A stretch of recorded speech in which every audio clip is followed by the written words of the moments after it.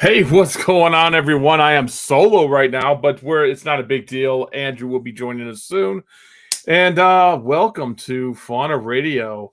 There's a lot we want to hit today. We got a lot of new guests that's going to be coming on. We're going to be starting with guests probably, I want to say the 2nd of July, I think our next scheduled guest is. And after that, we're pretty filled up. All our live videos, I don't know who's asking us as Facebook user. All our videos are on Fauna Radio on YouTube. I have not been able to upload them to the website yet, but I have everything is saved on YouTube. You can go back and see the very first one and go from there. What's up, Wally? Hi, Moon over Miami, and Tanisha. How you guys doing today? I'm actually not sure where Andrew was. I was literally just talking to him. He's probably a little held up. It's not a big deal. He'll pop in here really soon. But today's episode is going to be something that some people might not like. Some people may like. Some people may love it. And what's up, Leonardo? How you doing? And there is Andrew.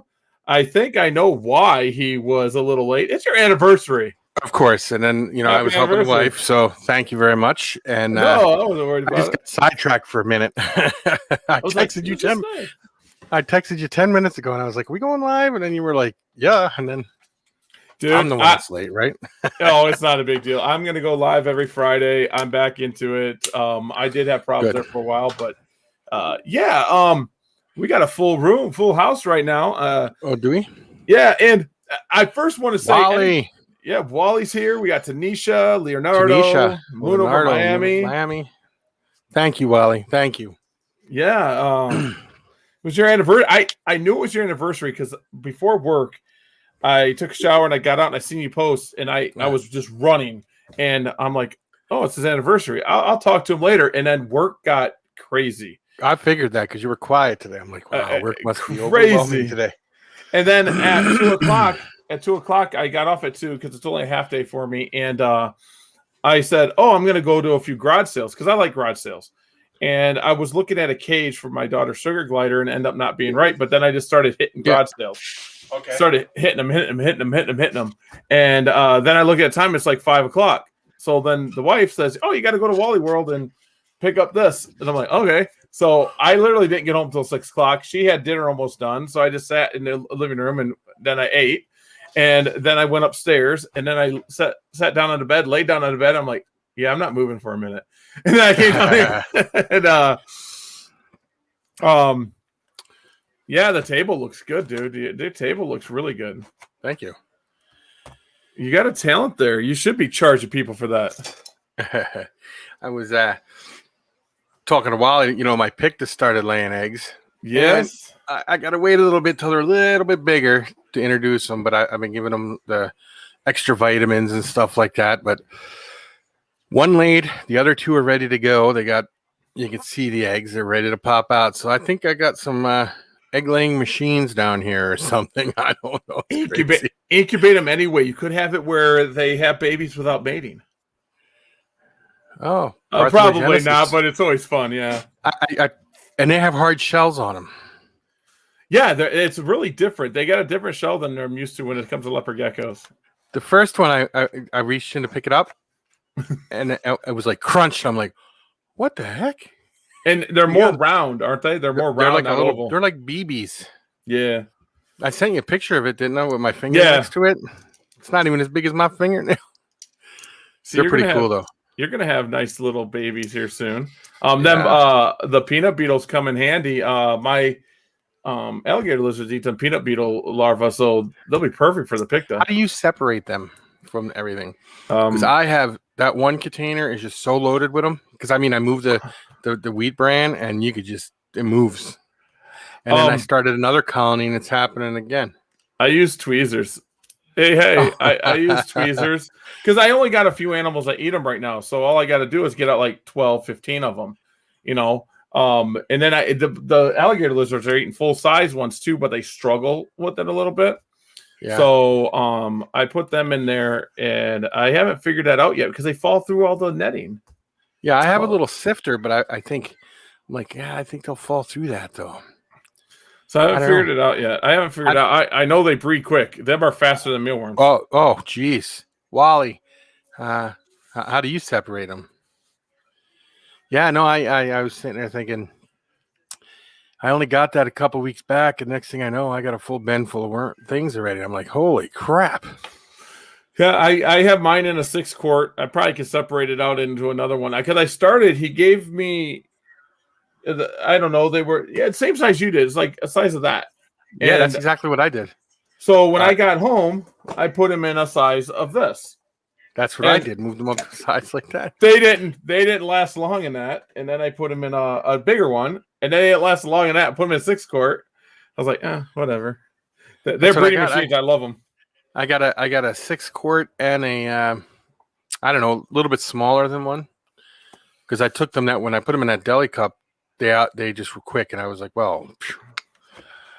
I killed off my shadows. I got to buy more shadows. Oh, how'd that happen? I was sitting there and I was feeding them off, and I dumped a lot into a cage. I got some of them out, and then I put them over in this room, and it got too cold.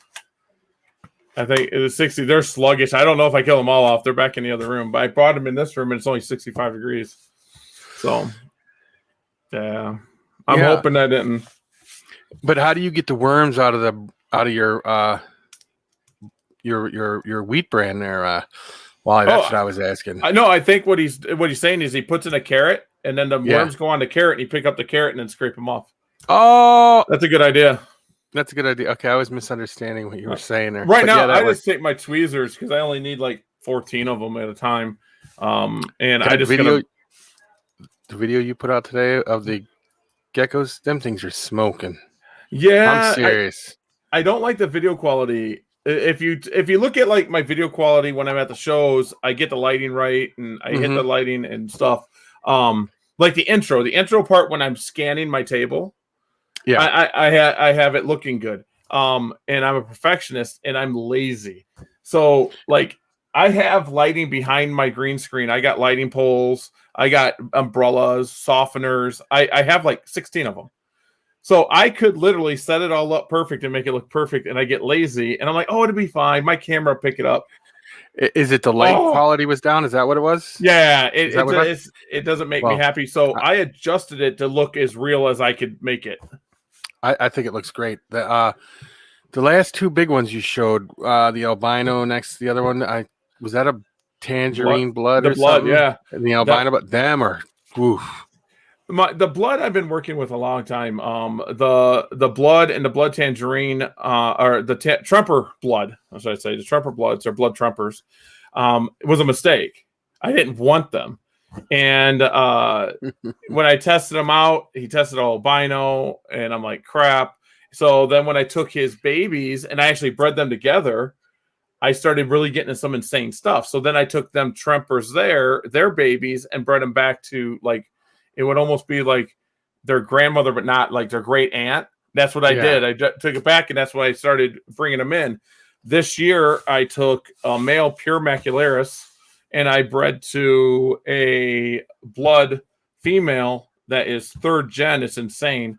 And the babies are okay, but it gave me new blood in there. So I don't know if you read my comment. I said if I was you, I wouldn't get rid of any of the alligator lizard babies. Man. Oh, they're not going anywhere. Yeah, they're cool.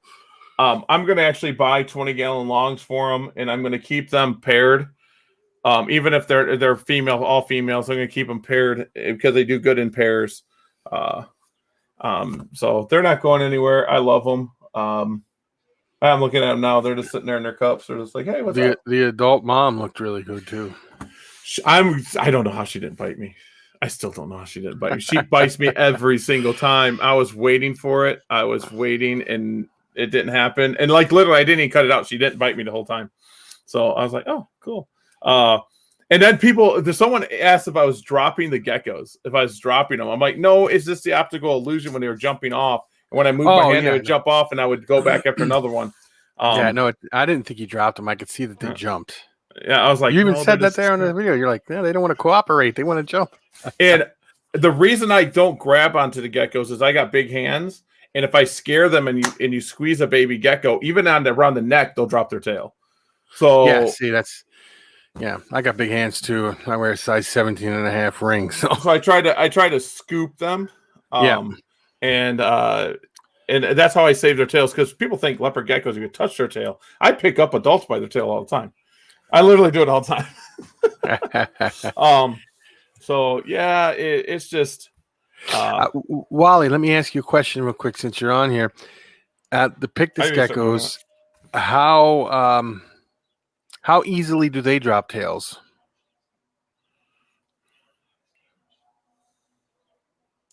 Good question, Leonardo. I just looked at Miles' stuff. He wants to know how. Oh, there you go. You put it up there. How much do you feed hatchling leopard? Anything they'll eat. How I set up geckos is this. My baby geckos get this. I set them up. If it goes in a rack that's getting fed that day, I don't care if they're hatched that day, I feed them. But all my hatchling racks, my babies, until they get to 35 grams, they're checked every other day. And if they're out of food, they get food. They will always have food offered to them. That baby geckos will overeat though, and then they'll vomit up like it looks like a little egg of worms, like a sack of worms. Mm-hmm. When you get that, if you get it once, forget it. Who cares? If you get it 2 or 3 times, start bringing that gecko back, feeding it 1 or 2 and letting it go, 1 or 2, letting it go. But most of them, 95, 97% of geckos won't do that. I had that happen once when I was, I don't know, a couple of years back when I was doing it. But what I always did is I never put a lot of food in, but I always made sure there was a little bit of food in there every day, because I think babies, they should eat a little bit more so they can grow, That was just my way of doing it. Yeah, you could tell if I know this sounds really bad, but if a baby's tail starts getting too big and their body, and they're not growing this way, I'll slow down their food a little bit. Yeah, because they're storing it all. Yeah, they're storing it all. They're not eating it. So I want that length, the nice looking gecko. Once you get used, it's kind of hard to say. There's no weight that's for breeding a gecko. There's no such thing. I don't care what people say about the 55 gram thing. You can have a 40 gram female that's a year old and she looks right and she's breedable. Yeah, as long as she looks right, though. There's a look to the gecko. It's just a look, and you got to know that look, and it takes time to get that look. Someone's going to say, well, you're hiding information. I'm not. It's just hard to tell you what the look is if it looks healthy. Because I've had 40 gram animals breed, not lose weight, give me 8 clutches, 6 to 8 clutches, not lose weight, do great during the whole time. But then I've had 75 gram females go down to death when they're giving me babies. Yeah, I seen it was somebody was trying to breed if it was on Facebook, I think it was, and it was like a 55 gram female, but the tail was like skinny, and I'm like, I don't know if I would do that. Females will eat when they're breeding. They do, but they don't eat why the eggs are almost going to be laid. They'll lay the eggs, then they'll eat, and then they'll go off food again. I noticed that, like these ones I got here, when they're getting ready to lay an egg, they go into their shed and then they lay their egg. They don't eat during that time. Yep. Once they lay the egg, boom, they'll clean the bowls out, and then they do that all over again. Even a female not breeding, if it ovulates, they're going to do that same thing. They're going to do the same thing. I have females that I have that's for sale. It's never been bred, and they just look lighter, and it's because they're ovulating, and they don't eat as much. And then once they're done ovulating, like now, everyone's starting to stop ovulating, and they're breeding. Yeah, Wally said the Pictus don't lose their tails that easily, so that's a good thing to know. Yeah, Pictus are hardy little suckers. Yeah, I'm gonna say they are. They're pretty interesting. If they were, you don't know, honestly. Once you get so many years into your breeding, usually they'll follow suit with their parents.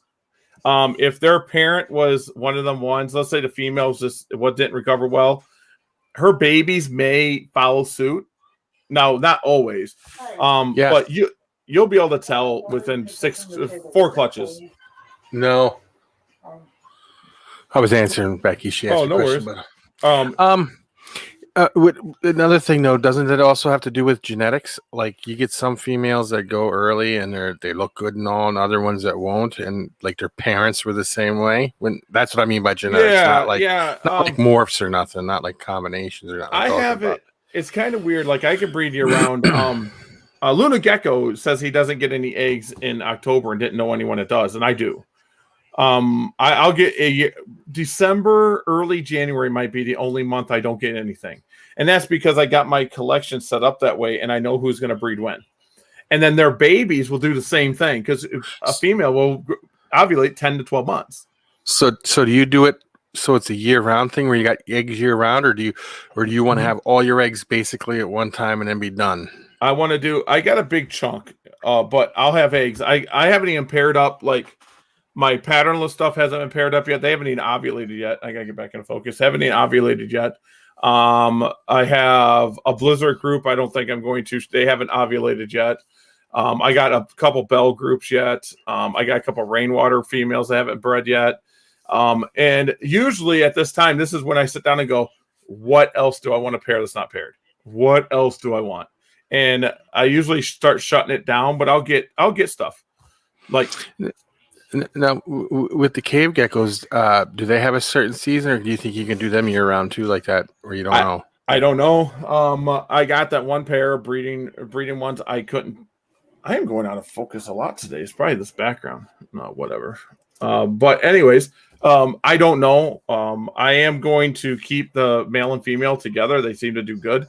I know that some people do it. Just keep them together year round. I'm going to do the same thing with the alligator lizards.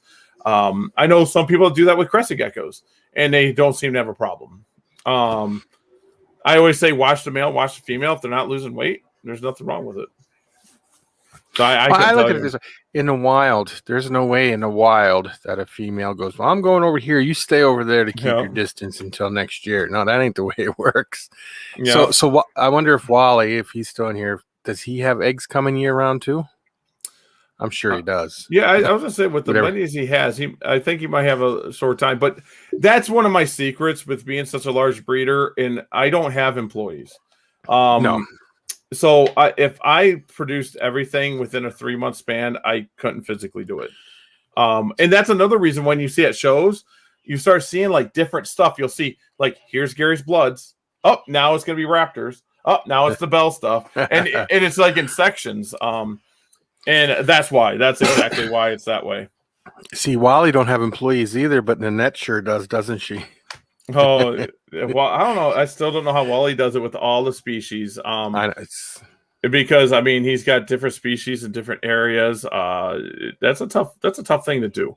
Yeah, he's got all the New Caledonia stuff in one spot, and he's got like the Pictus, which need it warmer, in another spot, and I don't know. And in Wisconsin, I mean, the same with you. It's like this is our warm time, and our basements get warmer. And for that stuff like the crested geckos and stuff, if our basements did get up to 80, 85 degrees, we're in trouble.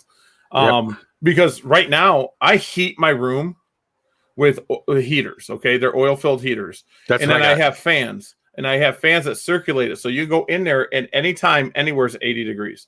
And then I heat the cages for their hotspots. That's what I do in the gecko rooms. That's what I do too. It seems to be the least amount of electricity used when I do it that way. That's what I'm finding out.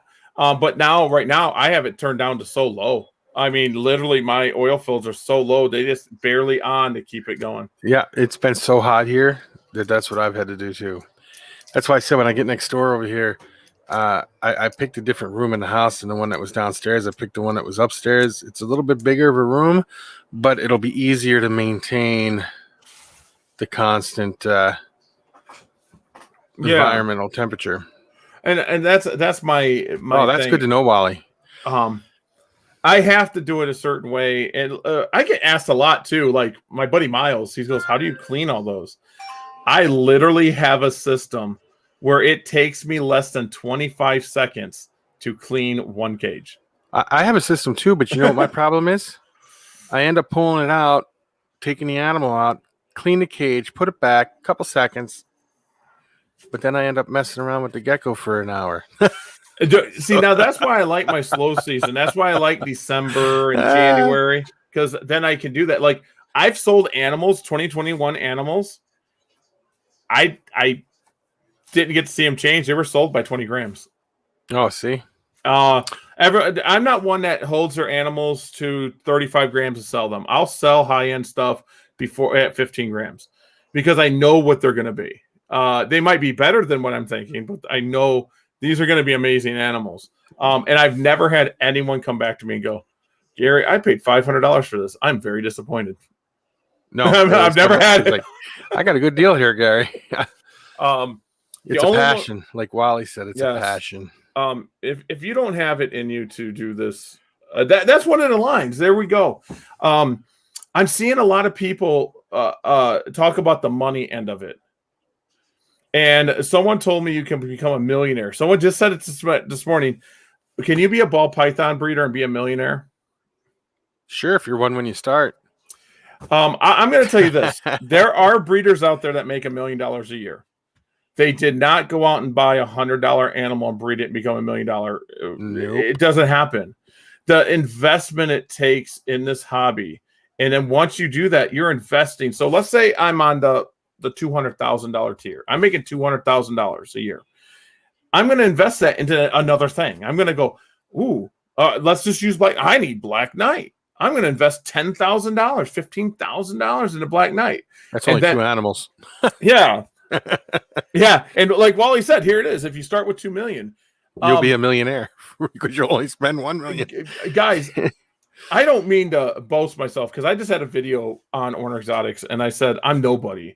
I breed some geckos in a basement. And that's where my facility is in my basement. And I produce a lot of animals and I produce a lot of stuff. And people say, wow, it's awesome stuff. I still have a full-time job. You know, I still have it. Take a look at Garrick DeMeyer. Okay. He started off in college with just a few animals and he has become very successful, but he had a plan. He'd take these animals and the money he made, he bought more and bought expensive, better stuff. Then he slowly switched over to ball pythons. Before that, it was all geckos and crested geckos and leopard geckos. But look at how long it's taken him to get to where he's at. Long time. Here's my theory on that. And this is what I say. If you're getting into it to be an investment quality, you're not caring what morph it is. You got to follow what people are buying.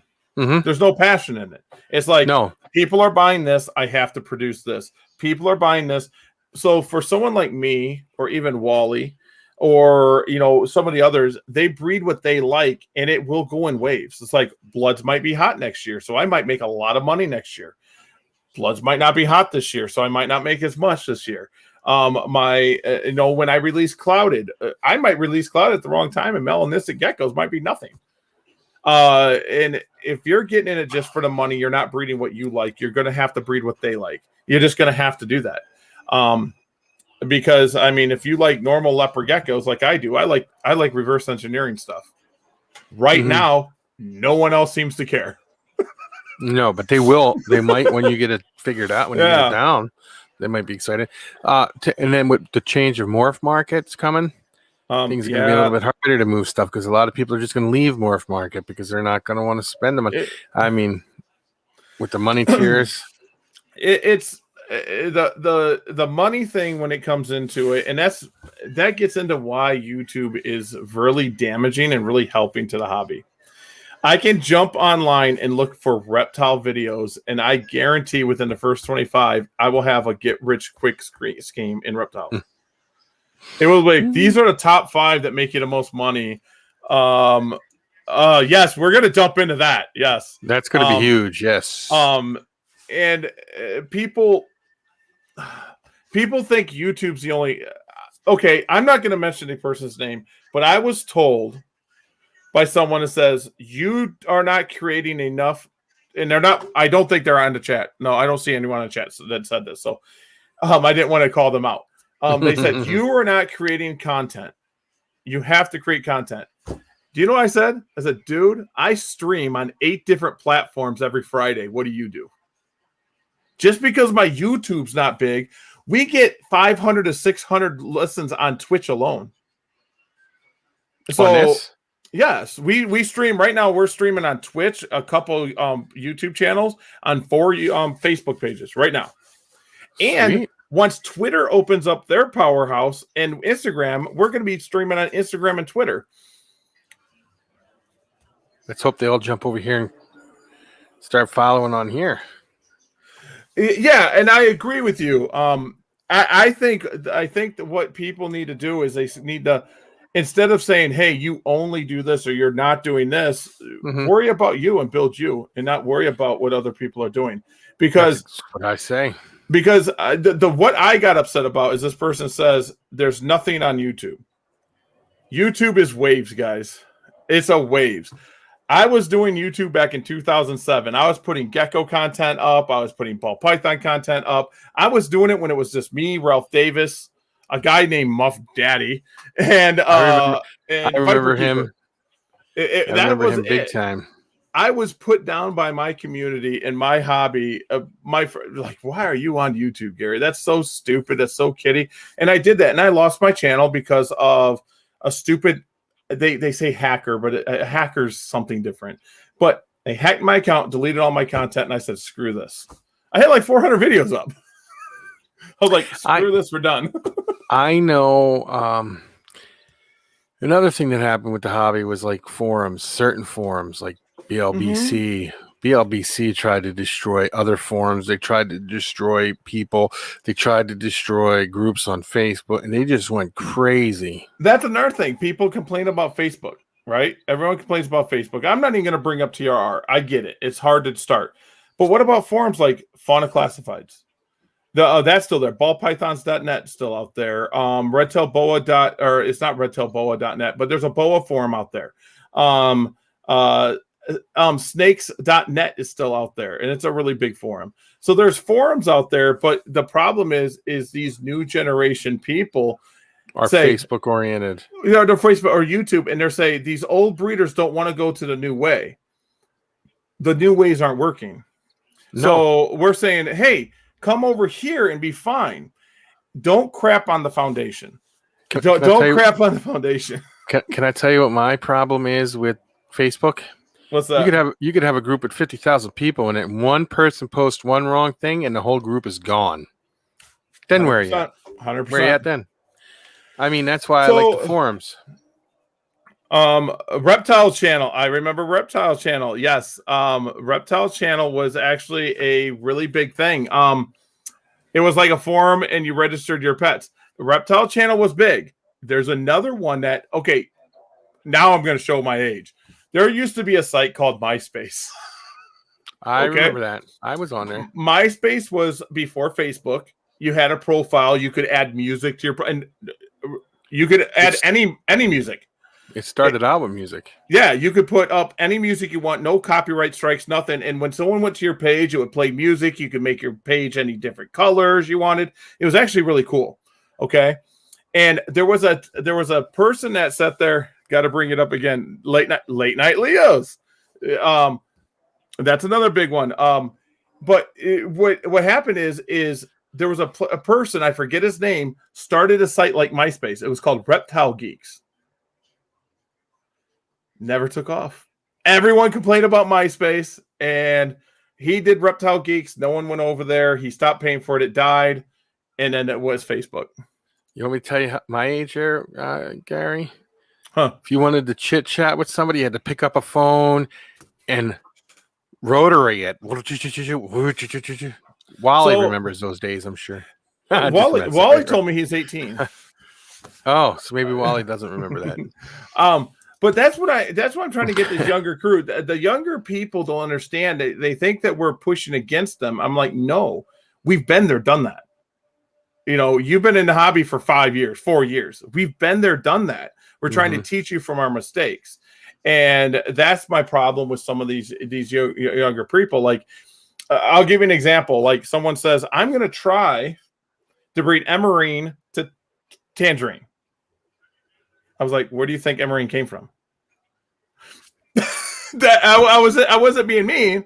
I was like, well, Emerine came from Tangerine. Oh, wait. He was on Reptile Geeks. He remembers that. Yeah. That's awesome. And yes, Andrew, hey, Sarah put me through the Ampy.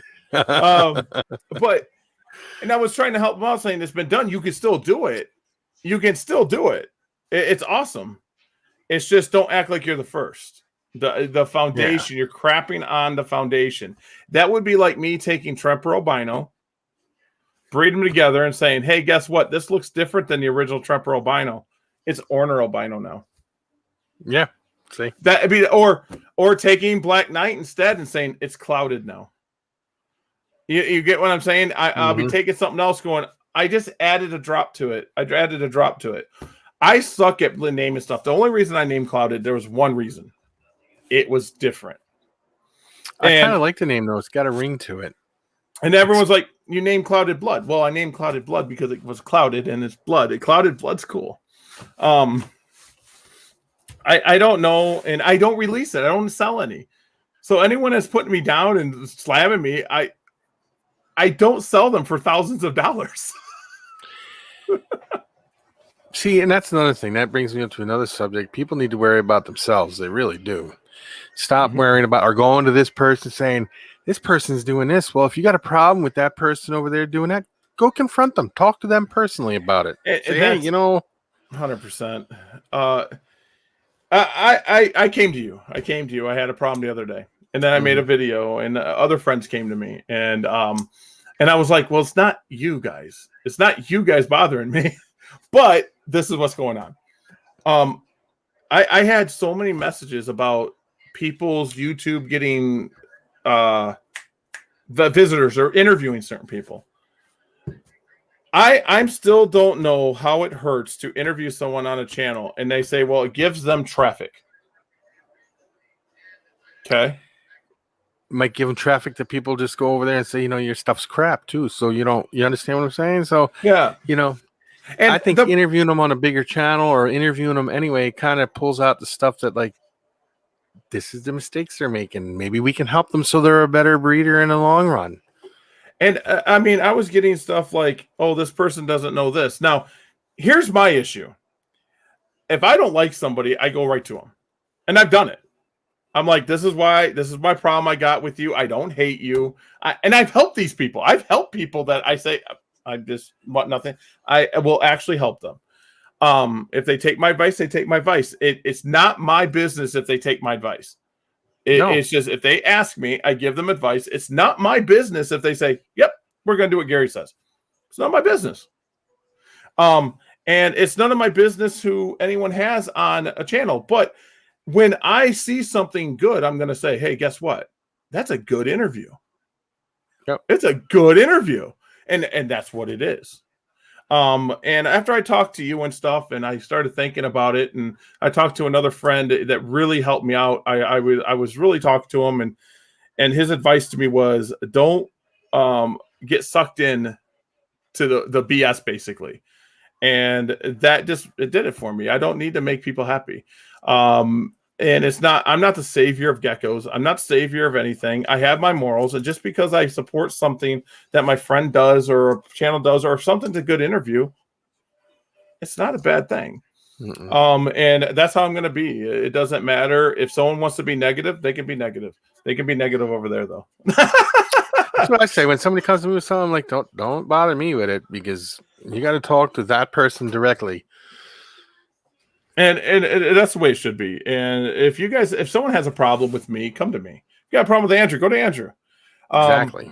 But make sure but it's a true.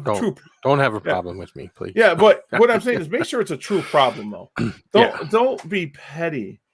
Because this line, my hand won't go up there because it's video. The lines in the sand. Wrong way. Yeah, it's hurting the hobby more than it's helping. If you don't like somebody, then don't give them any attention at all. If you don't like them, they don't exist and move on. All this bitter bickering stuff is the reason they're getting laws passed against us, because nobody's standing together. Mm-hmm. What is it? A divided house can't stand? It's true. Joke. One of the best interviews I've seen in a long time was Luna and on Supreme Geckos. Yeah, that was a great one. I do like Ryan's interview. Now, nothing against Ryan, nothing against Erica. Oh, I just knew about it. I just knew about it. So I was like, oh, I kind of know about it. And now it's not a secret no more. No. And there's Luna. And that interview he did, the second interview, I was upset. I am not joking. I'm listening to him at work. I had to close. I was upset that I had to turn him off while I locked down the store and drove home. Oh. I was upset. I literally went home. I literally went home, turned it back on, listened to it, finished it live, then went back and watched it again. Yeah, no, that was a good one. I was there for the pretty much the whole thing. I think I was like 5 minutes late into it, but no, I enjoyed that a lot. It was Wally's such a good, solid person in the hobby, and Luna, Big G is just.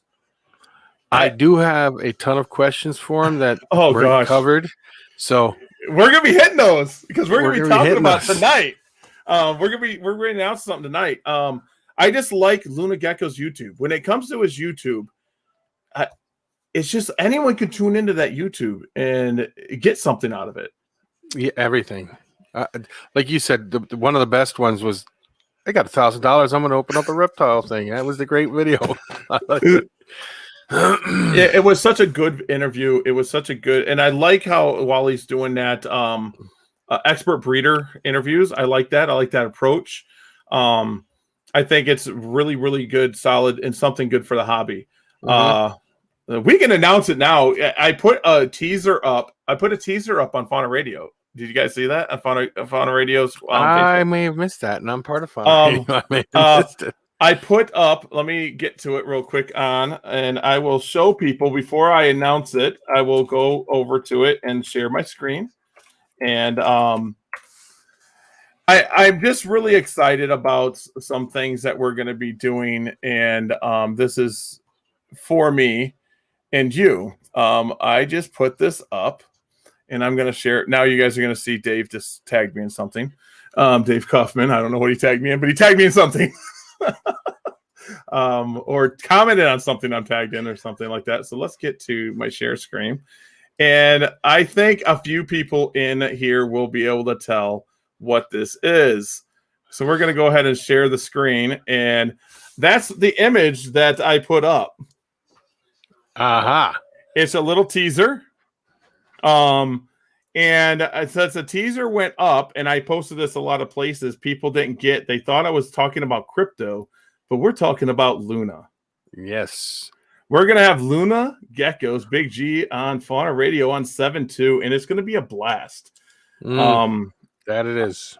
I think I'm going to learn something again. Every time I watch this video, I'm telling everybody, everyone that has any love for geckos, just go to his channel and click on 3 videos and then tell me what you think.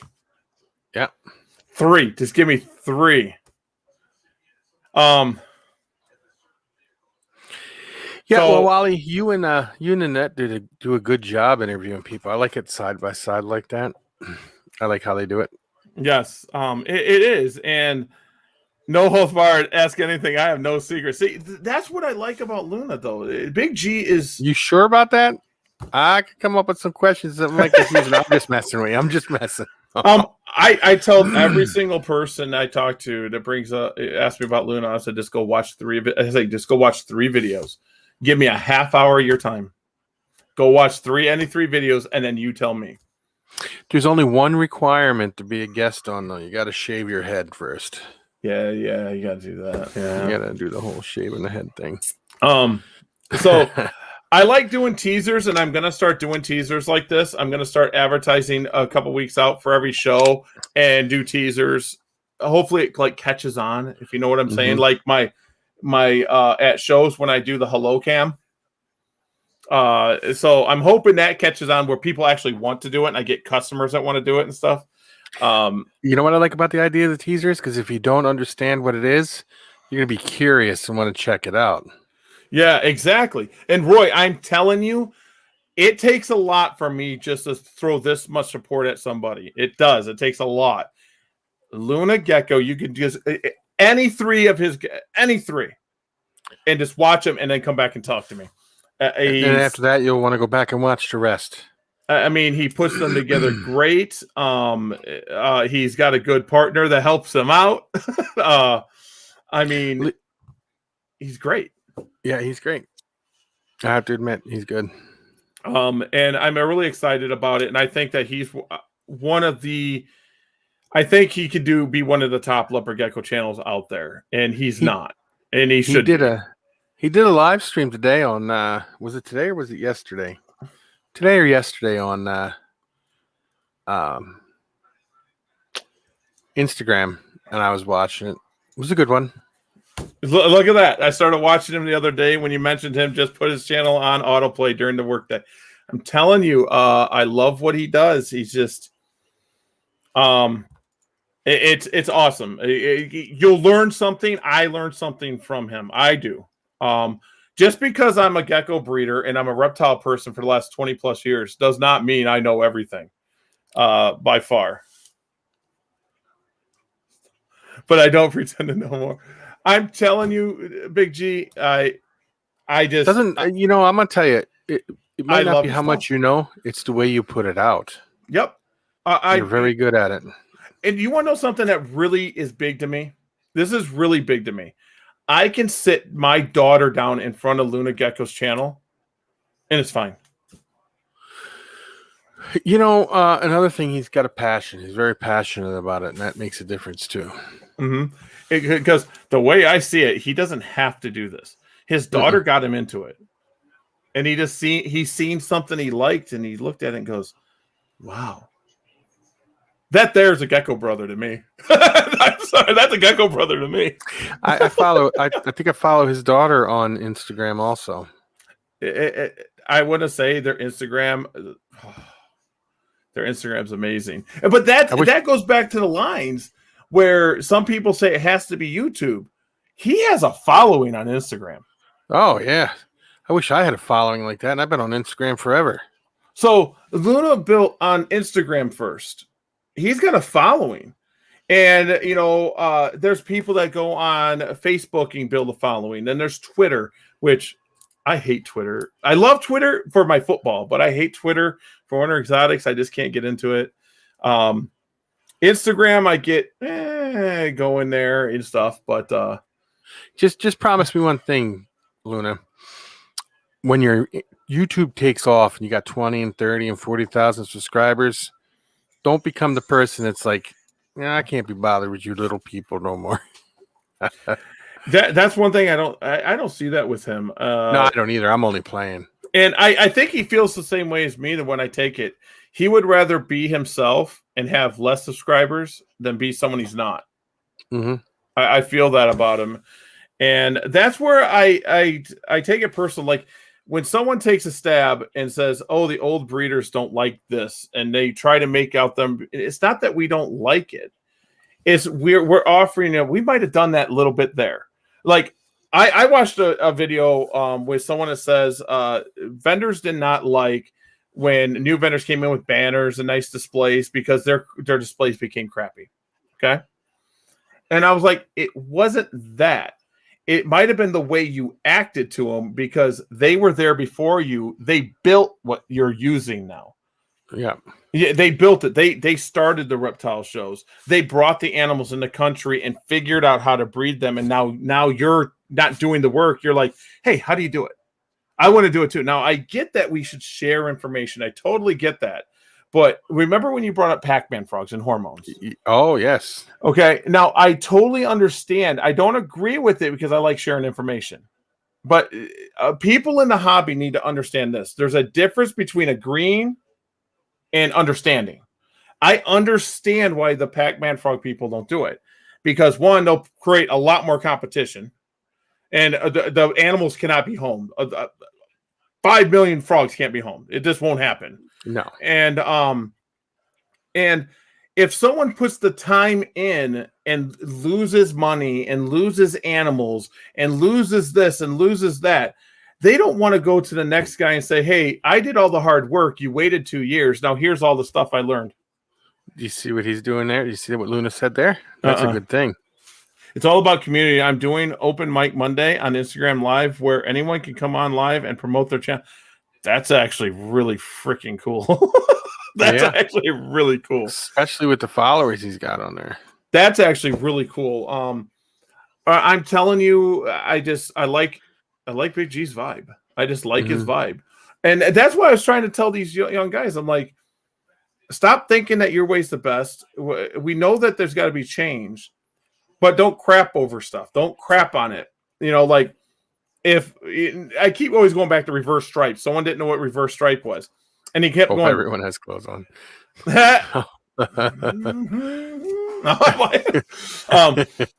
And he kept going to reverse stripe and he says, I have two, so I know. And this is now, I'm not being cocky about this, okay? I don't mean to be cocky, but I go back to this when he says, I hatched 50 geckos last year. And I go, boy, I hatched that in a day. Yeah. I'm like, you know, I'm gonna tell you what the problem is. They can't picture anybody that big. I mean, they understand like Ron Tremper did stuff like that, but they don't think other people are that big. Let's be honest. I told this some people this. I tell everyone this. To become a large leopard gecko breeder does not take a lot. Okay, so let's say you buy 10 females, and you buy 2 males, and each one of them females give you 60 babies, or I mean, each one 60 eggs total out of all of them. All 10 give you 60 eggs. You hold them back, and you incubate 10 for male and 50 for female. So now you got 60 females. That year, you're going to get close to around 400 babies. And if you do that again, you're into thousands. It's this period. You're into thousands in 3 years. And let's just be honest. Let's just be honest. Leopard geckos are not hard geckos to breed. Look at that. That one I got down here is already giving me 8 eggs. Yeah. And I don't mean it's the clouded that you got. I think it's the Eclipse stuff.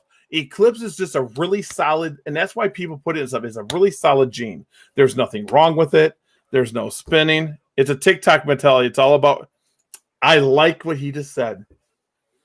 It's all about right now. And that's why I'm building Gecko History. And I was actually asked about Gecko History the other day and said I'm not doing it. And I had to show them some stuff I did.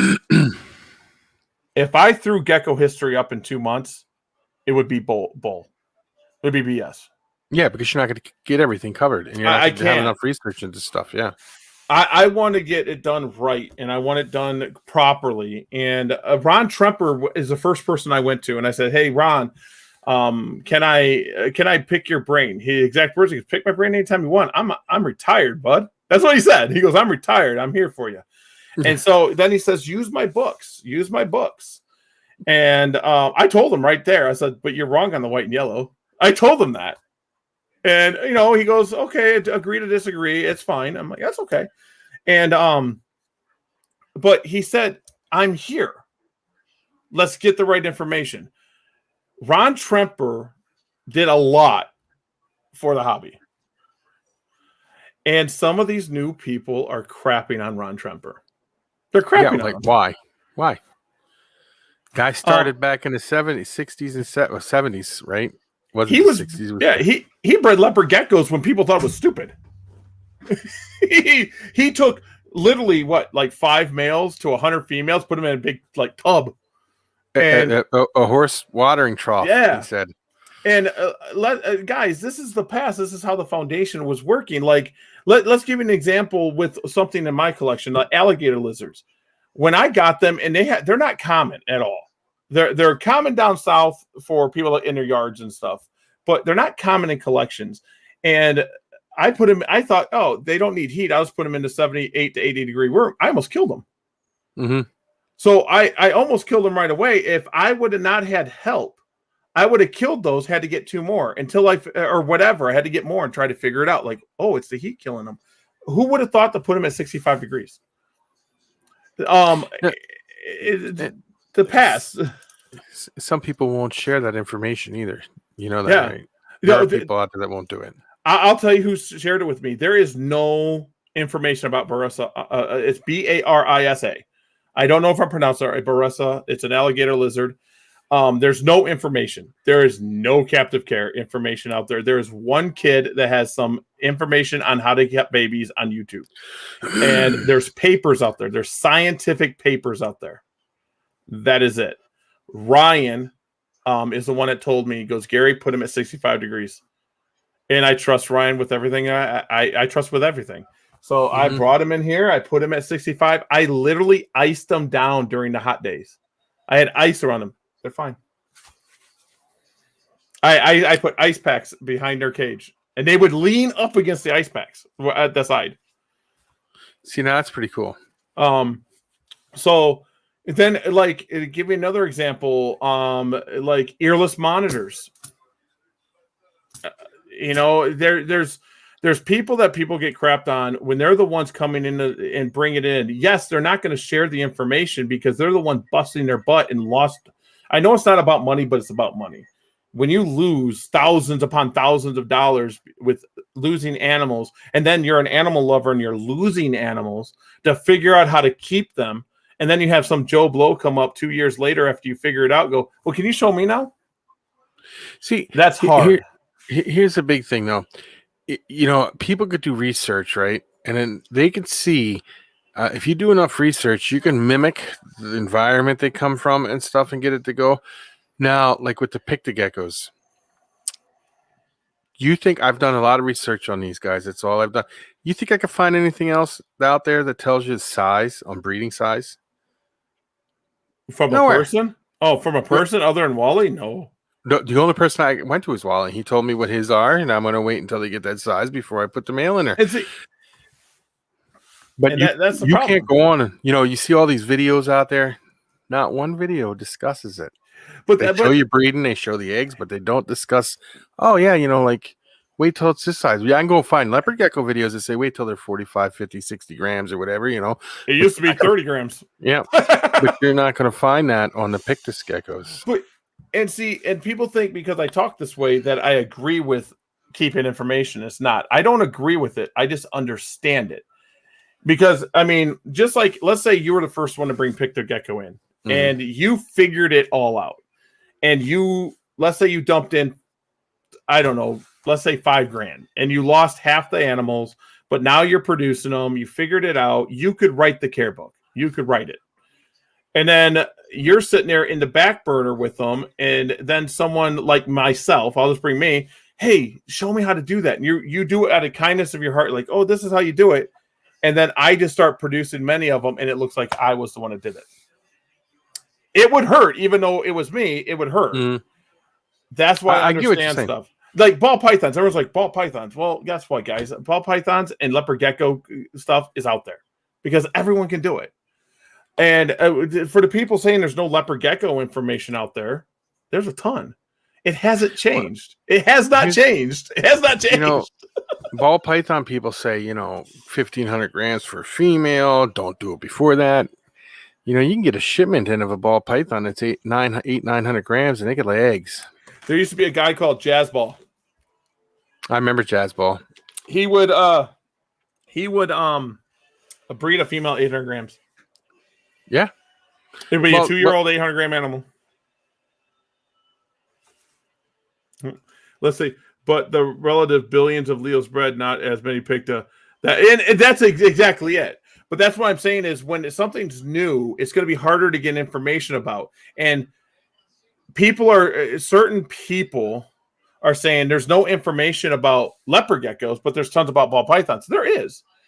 And he goes, what's being said is it's all 10 years old. Nothing's changed. You can take that 10-year-old video and do exactly what that gentleman says, which is Matt Baronic, and breed geckos that way, and you will produce geckos. The thing in leopard geckos is you have to have an eye for the colors. You have to know what to put with what. That's why I say crescent gecko breeders would be the best leopard gecko breeders, period. Yeah, because they're always looking at the colors. Always. They'll look at a line. Let me ask you this. When did it change from 35 grams to 55 grams? This is what I think happened. When they first came over, animals in the wild never get to the size that they are in captivity, period. They don't. When you see an animal in the wild, they will breed because of age more than size. Reptiles grow to the size that they eat. If there's a lot of food, they're going to get bigger. If there's not that much food and they're eating less, they're going to get smaller, but they'll still mature at an age. Okay. And you can't compare it to humans. Nothing in the reptile world can be compared to humans. Okay. No. So in the wild, let's just take a ball python could breed at 800 grams at 3 years old or 900 grams at 3 years old and produce 3 to 4 eggs. It can happen. Okay. And in captivity, we make the animal in a perfect environment to grow. We make it thrive to grow. We don't make it thrive for enrichment. Well, now we try. But back then it wasn't enrichment. We thought thrive was eat, grow, breed. Eat, grow, breed. Eat, go, breed. That was the 3 things that we wanted. Okay. So when that happens, reptiles get bigger and bigger and bigger. The males started getting bigger, and the females, they were still trying to breed at 35 grams. I think there was a problem because the genetics where these animals were getting bigger. And just like I say, you breed big gecko to big gecko, you can get big geckos. So I think they were trying to breed them females at like 8 months, 9 months old at 35 grams, and then they started having problems. So they upped it to 40, 45 grams. Truth is, guys, I'll breed a 35-gram female if it's at the right size, if it looks right, and it's a year old. Mm-hmm. I'll still breed a 35-gram animal. Because not all macularis are macularis. That's another thing that really bothers me in the leopard gecko world now is Turkmenicus is not new. Fasciolatus is not new. Macularis is not new. Everyone's like, well, these are all macularis. Guys, it might have Turkmenicus in it. It might have Fasciolatus in it. They've been getting crossed in for the last 12, 14 years. So I might actually have Fasciolatus in my bell. I might have it, and we just don't know it. But it's not a genetic thing. It's just a subspecies thing. So when they sit there and say, I'm going to breed this to Turkmenicus, and I'm going to breed it out, it might, guys, them big places where that certain animal came from, they have Turkmenicus in their collection, guys. I promise you. Mm-hmm. I promise you. They are a mass product. Where certain morphs come from is mass produced 50 to 100,000 leopard geckos. And they don't care about genetics. And they're not supposed to. It's for pet trade. That's true, Leonardo. I believe some of it is. Yes, and that's the whole point is no one's taking them animals and saying this is exactly it and this is exactly it. They're not doing that. So that's why I try to tell people is like you might have Turkmenicus in your stuff. Yes, is it cool? I got pure macularis. I think they're pure macularis. They're pure leopard geckos. They're nothing else. But I know one of my pure geckos is Macularis fasciolatus. I could take that gecko and put it next to a Macularis, and you couldn't tell me which one was which. Yeah. You can't. It won't happen. So these new breeders come in and start thinking like, oh, it's this. We've done it. And it's not us being cocky. It's been done. So like the Enigma getting bred out. It's been tried. It's been tried so many times. I promise you, if Macularis if Enigma could be bred out, the Enigma syndrome could be bred out, it would have been done. I promise you. And it's when I remember this guy got a bunch of them, and he did videos about them, and once he bred them, they started. Then he got the babies, and they started doing a little circle thing and stuff like that. And he was very upset. Larry Suttles. I don't know if you remember when he did it. He was all like, and I told him, Larry, I told you. You watching this? I told you. Enigma's gonna spin, bro. I told him. He didn't believe me. He didn't. He said, no, Gary. You don't know what you're talking about. I'm gonna outbreed it. And this is something else. I'm gonna tell you guys something else. Overseas, they have their own little world that they have Turkmenicus and they have fasciolatus and they have all these geckos too. So if there's a problem with something that over there, I almost guarantee a good-hearted person, someone that cares about things, is going to go, this gecko is a problem. Let's see if we can outbreed it. They're going to do it. It's been done. Trying. They're going to. I will do so, Wally. Yeah. No. Yes. Yeah. It's just. It's not there. I mean, no, it's different over there. They even have stuff in ball pythons over there that we don't have here. So it's. I'll give you this. NDBE. How many leopard gecko breeders know what NDBE is? I don't know how to pronounce it. It's it's something ND black eye. It's another eye trait. Okay. Female visuals do not produce eggs. Okay. They don't. That's what it said. They got small eyes. They have other health issues. They're still produced to this day over there. They're still pushed. That's kind of crazy that they do that stuff over there, but like you said, it's their own little world over there. And it's not against them. It's not. The Afghan, he's gonna Afghan tangerines. Other than Afghan tangerines, has there ever been another species with morphs? Fasciolatus, there's snow fascios. Fascios kind of look snowish anyway. I bought the first NDBE for more than a car. Terrible. See, Luna geckos, yep. Same thing. There it is. NDBE, and Luna knows about it. And what happened is I'll let everyone know. I bought an NDBE female, and I had no clue about the issues. The person I bought it from, which will remain nameless, didn't tell me about the issues. I bought a female NDBE. Okay. I bring it into and it ovulates. It lays eggs. Okay. So I'm talking to John Scarborough, and he goes, "You don't got an NDBE that lays eggs." I'm like, "Yes, I do." And he goes, "Gary, they don't ovulate. They don't lay eggs." And I'm like, "What?" He goes, "So I took a picture, and it's somewhere on Facebook. I took a picture and just asked people, what does this look like?" Every single soul said marble eye. Every single soul. So I've never tested it because I don't have marble eye. I tested it to eclipse. It's not eclipse. It is not eclipse at all. I produce double heads or whatever it is. But so I lost out on that project 100%. But I know for a fact some of these new breeders are going to come in and see NDBE somewhere, and they're going to buy it. They're going to think they can outbreed it, and they're going to start saying the same stuff they do with other things. They're going to be like, "Well, I'm going to take it into this, or I'm going to take it into this." The same thing's going to happen. The same thing. It reminds me of the desert gene in the ball pythons. The females will not produce. The females will die.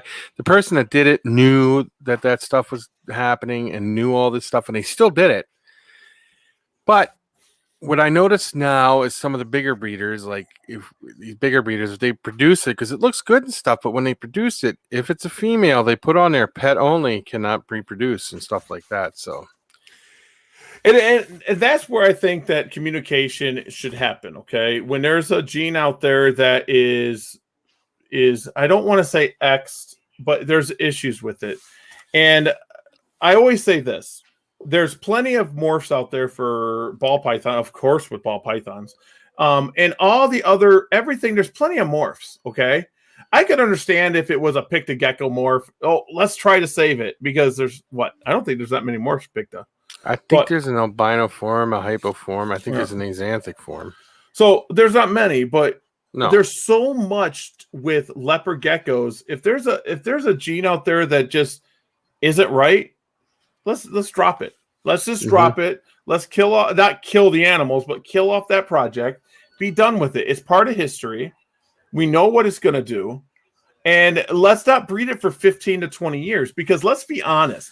There's nobody, including myself, other than maybe Gourmet Rodent and maybe the Bells, maybe, if they still breed on the level that I think they do, that could scientifically outbreed something at the level to prove scientifically that it's going to be done.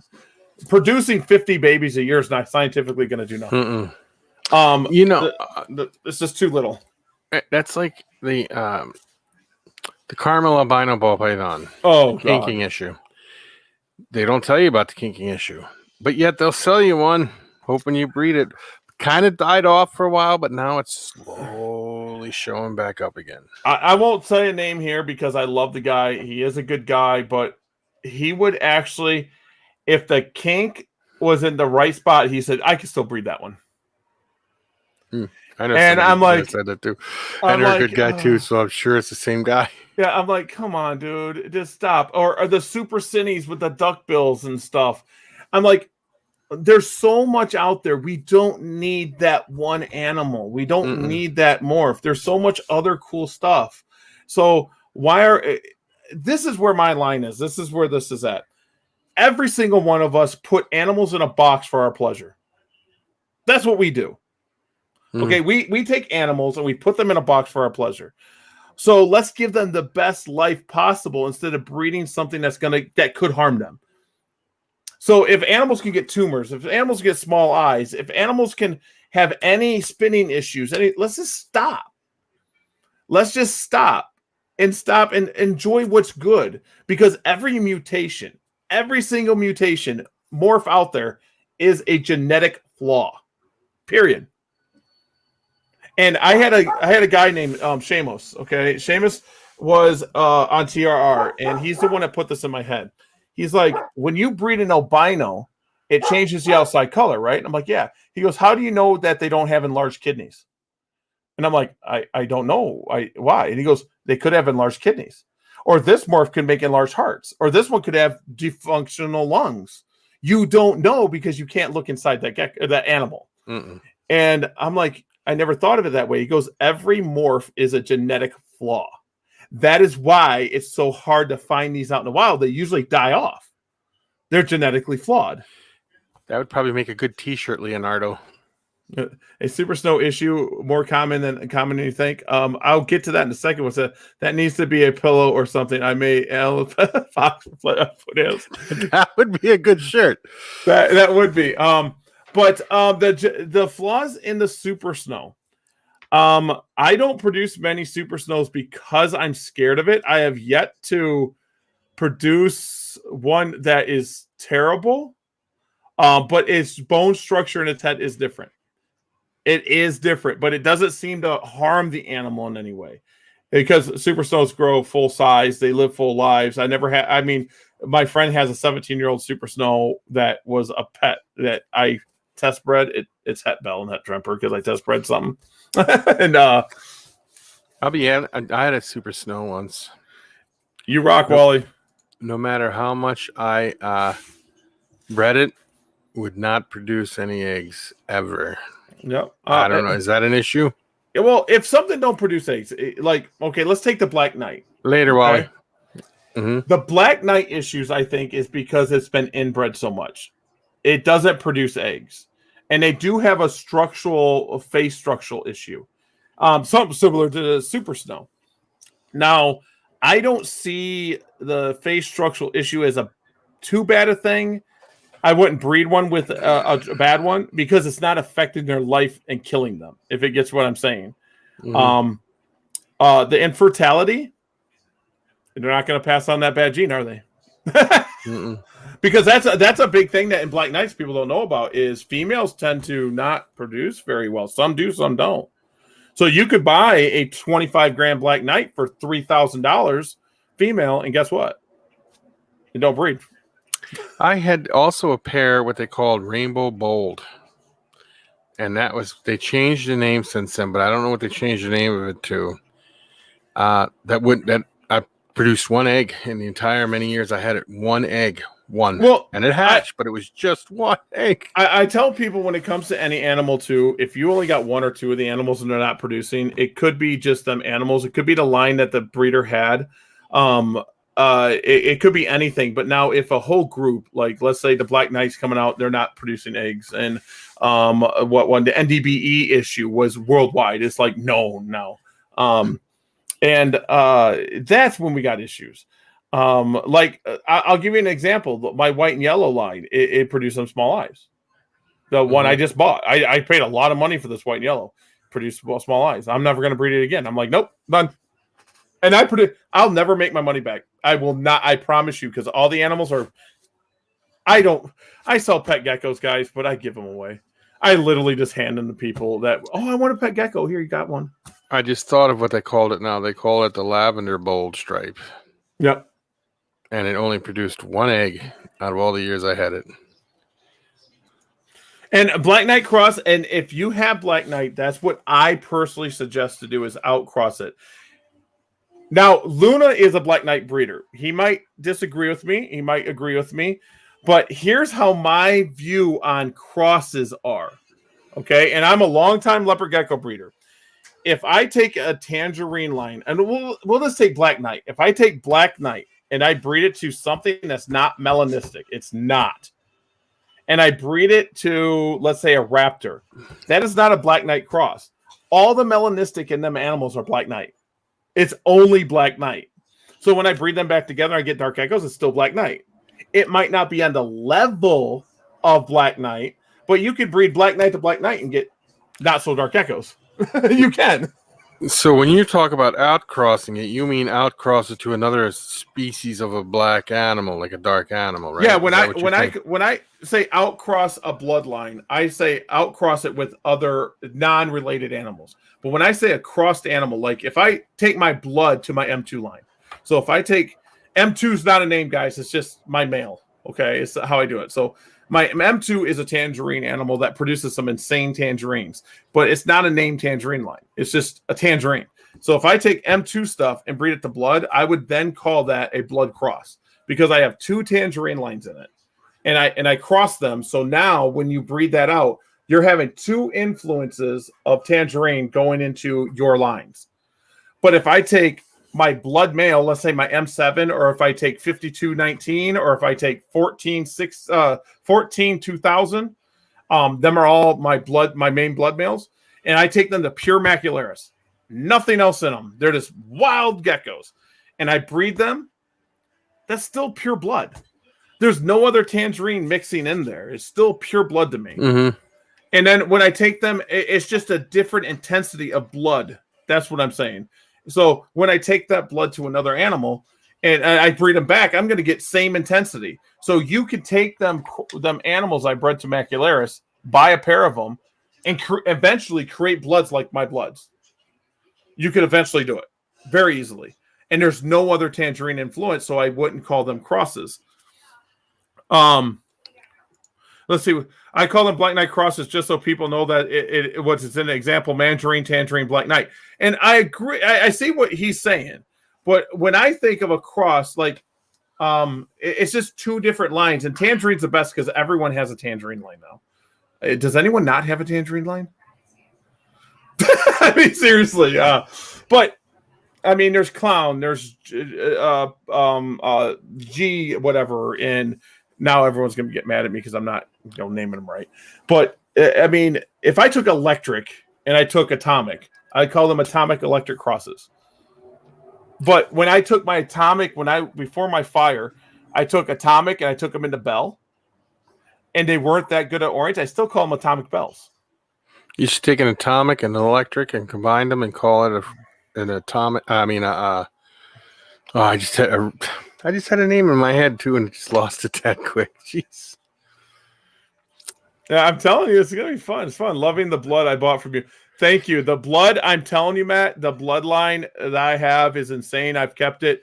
I have bred in more blood, not blood tangerine. More blood macularis, pure macularis. I do have clouded blood now. I didn't put it on my video. I should have. I do have clouded blood. Well, them two that hashed at the beginning were clouded blood, but they had very little clouded in them. Black Knight, hyperexanthic, and exanthic night bolt.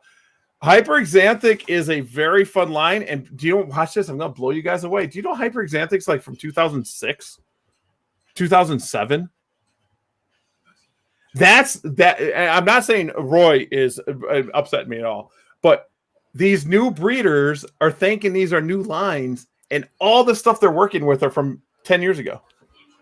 The only new thing out there is the Cypher, right?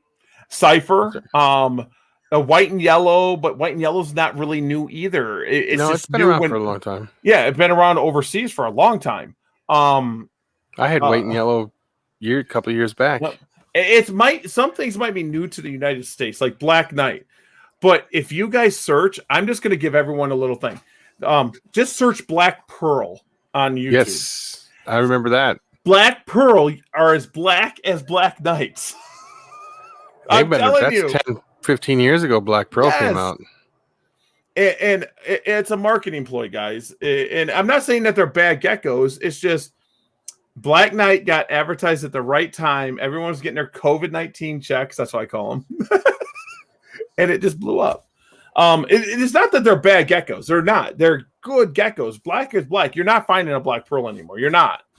You're not finding a pure Black Pearl. Then there's a gene called charcoal. Leonardo, I missed Black Pearl. When I was 12, I dreamed of having them. And that's what it is. What's the line that disappeared that newer breeders won't know? Well, it's coming back now. Charcoal was one of them. Charcoal went away. But there's only one person I know of working with a charcoal, though, too. Yeah, there's only one. And he is crossed. True Carrot Tail? Maybe. Ryan Carrot Tail? People think Carrot Tail's is Carrot Tail. There was a line of Carrot Tail. A person bred and created Carrot Tail. Let's see. Anything that's like a ghost. Pure ghost Murphy's patternless. Pure Murphy's patternless. A ghost. Ghost is another big one. Not many people are going to know what Ghost is, but that's a very old morph. I believe Miles, Impeccable Gecko has some. Evan of Late Night Leos or Decked Out Geckos has some. And Ghost, my buddy Dylan of Dab Exotics has them. Has Ghost. And he's getting Ghost soon. Leonardo is in my area. So all them people I just said are in Wisconsin. So Leonardo, did you ever get your sticker? I did. It's sent out. And another line that people might not know is line bread. Yeah, line bread. Line bread snow. I can't even English today. Line bread snow is another big one. Or Albie snow. It's kind of a miscommunication because it's not a line bred snow. It's an Albie snow that he line bred for a certain look. So it's a very cool. Albie did a lot of stuff. Some of the original Tangerine lines are gone. Is Albie still around? Yeah, he breeds ball pythons. Because he used to have a big website, and you look at it now, and nothing's been updated forever on there. Yeah. So I mean, they're out there. I don't even know what else is out there, but them two are big. Hyperexanthic is starting to come back. JMG did Hyperexanthic back in like 2006 to 2008. He started that, but people are starting to come back.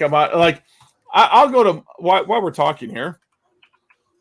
This is another line in the sand. A line in the sand that it really bothers me with some of the stuff, and I'm just venting today. That's okay. Let's see. Black Knight, Blood Emerine is something. Carrot Tail is true. Emerine G Project, High Yellow.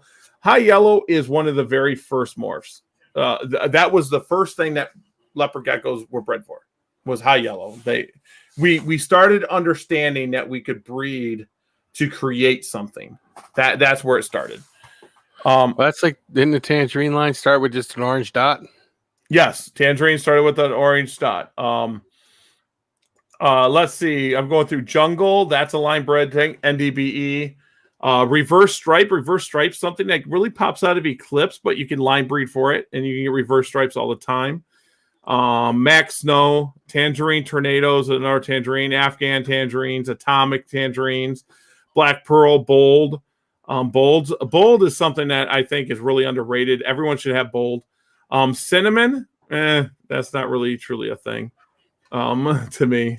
Cinnamon's not really truly a thing. It's albino. Cooks Tripper albino can be tap colored. Enigma, GGG, Golden Gate Gecko stuff. Hyperexanthic, Lavender, Normal, Purple Head. Purple Head is a John Scarborough thing. Skittles is a Heidi thing of Xena. Snow, which is Tug, which there's an argument that Tug Snow and Gem Snow are the same thing. You got Bell, Baldy. Baldy is a gene that is really hard to get if you are just breeding for Baldy. It's something you get with Super Hypo Tangerine Carrot Tails, and then you get Baldy. So you get Super Hypo Tangerine Carrot Tail Baldy. Yes. That's an old morph.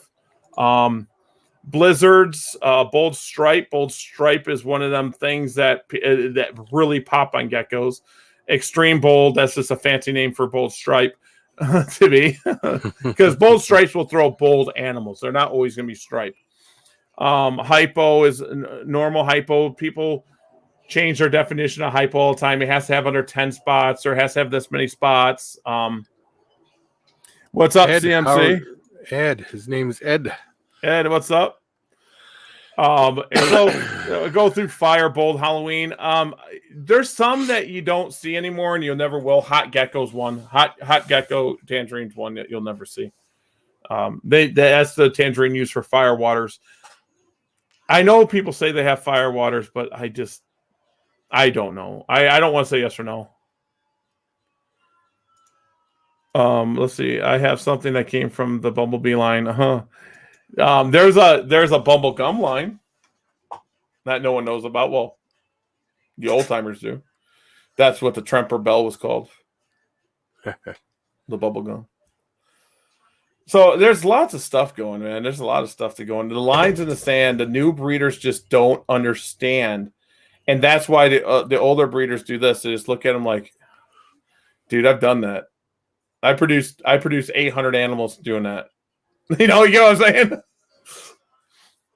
Here's a question that's not leopard gecko related, but with gargoyle geckos, how big do you think this albino thing is going to be? That's different, dude. I'm not a gargoyle expert at all. I can't breed a gargoyle gecko. If someone, a Big G and you could breed the gargoyle gecko, give it to me, and I don't think it'll lay eggs. That's where I'm at. I think gargoyle geckos have a future of amazement because they're amazing animals. And that albino is insane looking. I mean, I don't know what else it is. If it's not albino, I mean, what is it? Yeah, what is it? I think that's where people should focus is Gargs and Cresteds and Leachianus is still out of price range for most people. And I'm not saying that people have to be rich to get it, but that's an expensive gecko. Same with Chihuahuas, they're way up there too. But now gargoyle prices are up there too. Yeah, gargoyles are getting there. And gargoyles, I believe everything's line bred. I believe. Don't quote me on that. Unless an albino proves out. See, Luna's got one. Luna's got some. He's gonna name it Gary. The first one hatched. He's gonna name it Gary. I can't. I don't know what's going on. I look at him like, just breed. They'll just let me feed me. I need a male to breed mine. I have no clue. I would think that it's like, oh yeah, it's just my male. I got 4 males. None of them are doing nothing. I don't even know if they're doing anything. I don't know. So do you keep them separated, or do you keep them together in like a group, or what? I separated the males and I put the males in with the females because they're new to me. So that's how I did it. I didn't keep them together. Like my crested geckos, guys, some of my groups stay together year round. They're fine. And they'll eat, they hide together. I keep them in 1.1 groups. Wait, no, I lied to you. I have 2 1.2 groups. But all my gargoyles I keep separate, and then I put the male in there for a week, and I take them out. So I was told, I think it might have been Wally, just put the male in there, leave them in there. So I just put the males in there and left them in there, and there's still nothing. I'm like, well, screw you guys. Now it's almost over, so I don't know.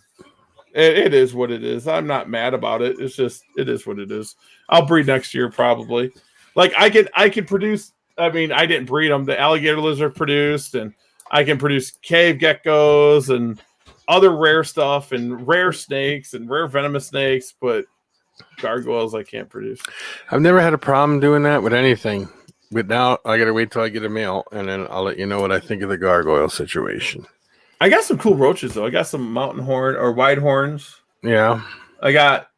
You're showing me pictures of those, right? Yeah, and the Yes. I got question mark ones.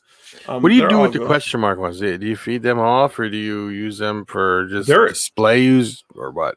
I'm if I get too many, I'm feeding them off. But they Okay. sell really well. My buddy Paul Pills, he's a really good friend of mine. He always sells out. He takes all these bugs and he sells out every show he goes to. And I tell him, I'm like, I want this and this. He'll put them back for me, and so I could buy them. Like, I need these. I'm just gonna pick up more shadows from him. My colony might make it. I didn't think shadows are really big, right? They're the big ones. Shadows only get like this, but they eat anything. Like, you should get shadows. Everyone should get shadows. They're a roach. You can feed them off, and they don't produce frass like normal roaches. Their frass is like soil. So it literally is soil. You can compost with it. It's weird. And I'm not joking, I can throw an egg that I cut open that has a stillborn in it. I can throw that in with the shadows and it's all gone. They're insane. I literally probably could throw a dead gecko in there and it'd be dead. It'd be gone. The bones and all. I have no clue how they do it. They're just gone. Don't fall asleep with your hand in there, huh? Exactly. I am not going to NRBC. I will not be there. I just don't have enough to go. There's going to be other breeders there with geckos, and it's not that they're there. It's just I won't have enough to compete, if that makes sense. Ron Tremper's going to be there. Well, it's not really. Yeah, he put up stuff. He's got a table set up, but it's not his stuff no more. Am I correct? No, yeah. Well, she bought Golden Gate, right? Is that what it is? Not Golden. I don't think it's Golden Gate. I forget her name. But she bought Ron Tremper's name, that account. So she posts as Ron Tremper. Ron Tremper has a personal page, but I don't know if anyone can find it. You had to be friends. I don't know if he's hidden now or whatever. But then that page, Ron Tremper, that's a fan page, and you like it. And she posted that and confused a lot of people. I thought it was funny. There, you know it. Yeah. So, but Ron Tremper, leopardgecko.com is going to be there. Because people don't know, Ron Tremper just sold his Ron Tremper. Yep. That was what it was. I mean, but his geckos will be there. She's doing a real good job with the lines.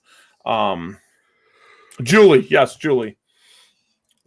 doing a really good job with the lines. I think she's producing some really nice stuff.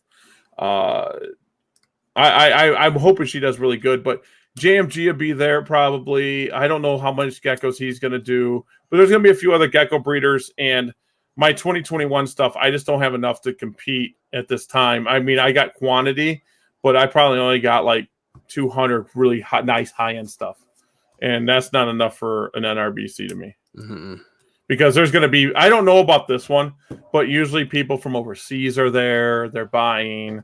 I mean, that's a $20,000 to $30,000 weekend for a leopard gecko breeder that does it right.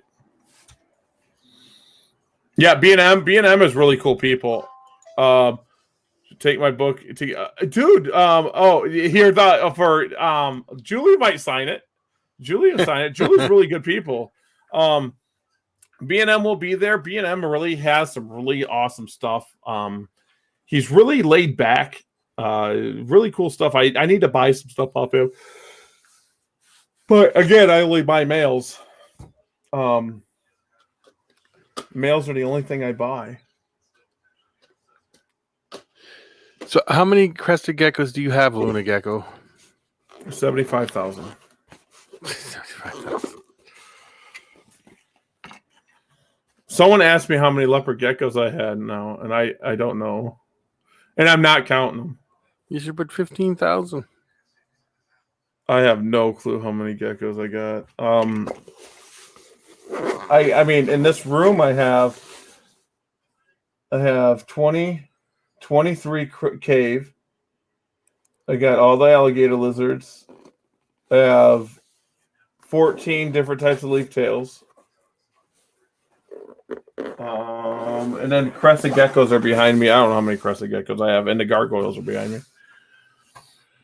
It's starting to get warm in this room now because of all the stuff, and then my computer, and I need to get a fan in here circulating the air better. Yeah.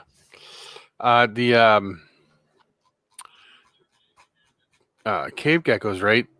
They need the cooler temperatures. How is your colony doing? Is it Doing great. Mm-hmm. That's awesome. Yeah, they're That's doing great. awesome, They eat anything that wiggles in front of their face, like legit. If it wriggles in front of their face, it's done. It's gone. You know, you said there was all them different lines. I started looking them up. There's species of cave geckos, the Yes. Japanese, and all that. There's like 27 or something like that. I just want to. I want to produce animals that I like. Like there's geckos. I'm not a day gecko guy. I don't like day geckos. No. I'm just not a day gecko guy. It's just, I think it was when they got thinner skin. If no one held one before. Yep. Rips easy. It rips real easy. So you can't hold them the same. And like I said, I got big hands and I try to be gentle with babies. And, we used to run a Pet Supply Plus store when I was like 19 years old. I got some peacock day geckos in, and I was grabbing them and I tore one of their skin, like tore it off their back. And I sat all the time I put the skin back and I would put medication on it and all that good stuff. It lived. It was fine. It lived, but it had different color. You could see where the tear was always. It's devastating too when you're younger like that. You're like, oh. I thought I killed it. I was like, oh my God. And so I think it's the delicacy of them. If you guys see I try to be real gentle with the animals because I don't want to squeeze them too hard and scare them. And I didn't want to get bit by the alligator lizard. That it hurts. Alligator freaking hurts. Alligator lizards are stupid. I got this too. I got my GoPro all hooked up. Yeah, that's awesome too. Well, you have to buy one of these. It's an adapter inside this box. To make a mic work on it. So it has a professional mic. Well, I don't know if you consider this professional. It's just a road light. Yeah, it's a road light. It's like $100. But the sound quality is better than the GoPro. That's why when I use the GoPro, I do voiceovers because the sound quality kind of sucks on it. I thought about stealing your idea because I got tons of video and I was talking about it and I was talking on it and I'm like, well, that don't have nothing to do with this video, so I can't do it. I'm like, why don't I just mute it and talk over it? They would never know. Yeah, that's what I do. That's So I mean, I just gotta get stuff, or I don't know, like I gotta get more cards. I'm empty on this one. See that, guys? I'm empty on it. Yeah, it's just, I mean. The lines in the sand, it's going to stop. It's going to stop with us. It's going to stop. I mean, I just wanted to defend myself because I know I've been called out on a channel a few times saying I don't want to. I'll share anything. I'll tell anyone anything. But just because I don't agree with you, don't mean I don't understand you. There's a difference. Yeah. I understand a lot of things, but I don't agree with it. I understand that you want to breed this to this, but I'm going to tell you, just like Larry, identical to Larry. Hey, Larry, you're getting an enigma they're going to spin, bud. You don't know, Gary. I'm going to outbreed it. You don't know. Blah, blah, blah, blah, blah. He was so mad. I was like, dude, you should just listen, bud. You should just listen. I was trying to help you. And now they're not even part of the hobby anymore. So I remember he had all kinds of ball pythons and stuff. And then one day on his radio show, he's like, I'm getting sick of this. And I'm like, well, he's going to be gone. Now where are they at? He was the type of person that he was doing the same thing I see some of these newer breeders doing. He wasn't listening to the people that's done it before him. He tried to prove them wrong. He burnt a lot of bridges. And then when I think he tried to start selling, and it was like, no one bought. No one bought his stuff. I mean, he had his 25 to 50 followers that bought, but no one else. You know, that's like BT too. The same thing. You ever hear from him? Is he around anymore? I haven't seen neither one of them. I know that if they're still around watching this, they'll go, "Screw Gary!" Blah blah blah. Dude, I think somebody told him he wanted to do all champagnes. And you can't breed a champagne to champagne, but he said you can do it. And he bought all these champagnes. Haven't heard from him since. Yeah, I mean that's why, you know, like I listen when John Scarborough is an amazing person. I love John Scarborough. And I go to him for advice. I said, with the NDBE, he told me straight up. He just told me straight up what it was. I was like, he knows who I bought it from. I told him straight up. And I was like, I was so mad. So that animal's still here. It doesn't breed anymore because I don't have anything to test it to. So I'm not going to produce animals to produce animals. I bred it to an eclipse. It has eclipse eyes. And it looks normal. It looks like a normal gecko. It produces everything. So that tells me it's not NDBE. And so it's either marble eye or blue eye, that blue eye ember, and it's not blue eye ember. So it's 99% sure it's a marble eye. If I produce something and I produced a lot of it and I realized there was something wrong, I wouldn't be able to sell it. I would have to hold it back. I'm not like that. But if I produced like one animal and I'm like, wow, this is cool, and let's say you approach me and said, I'll give you X amount of dollars for it. I'll say, I know nothing about it. It just popped out, so. But see, that's why John's cool. When he produced a cipher, he produced the cipher and the het cipher and blah, blah, blah. He's like, this is different. But he bred it and made sure what it was. And of course, it came out of marble eye. And he was straight up honest about it. I mean, it came out of marble eye, and cipher is different than marble eye. 100%. I think cipher is better than marble eye. Cipher is just a color enhancer. There's a lot going on. I think.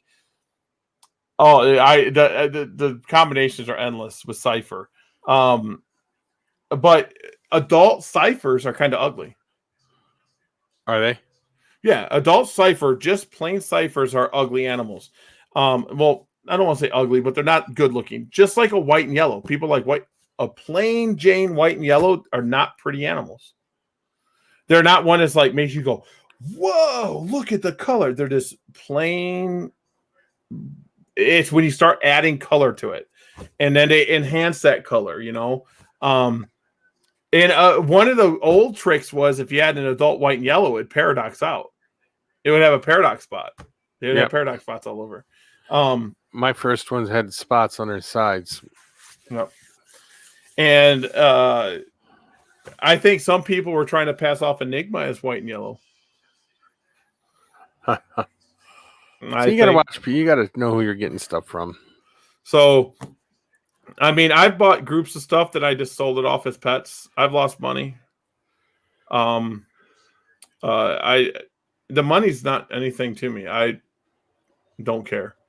I love the hobby that much. It just doesn't matter. I mean, that's why I haven't released Clouded. I still say to this day, I could release Clouded today and put every Clouded I have out there on the website, put all 200 so animals up and say, this is all Gen 1, this is Gen 2, Gen 3, Gen 4. And someone would be like, oh my God, Gary, it's worth thousands.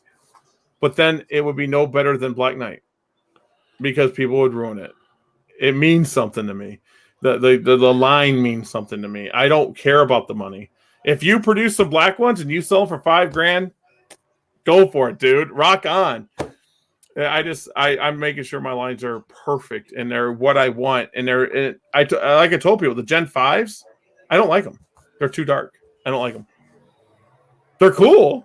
I don't like them. I want that clouded look where I want like tangerine orange coming out. That's why I'm breeding blood to them. I want the orange popping out so I can call them sunstorms. That's what I want. That's my dream. Is it going to happen? Probably not. It probably never happened. I mean, I got visions. And like Gem Snows, that Gem Radar, I don't like it. I'll probably end up selling it. I don't like it. I want bold in it. Oh.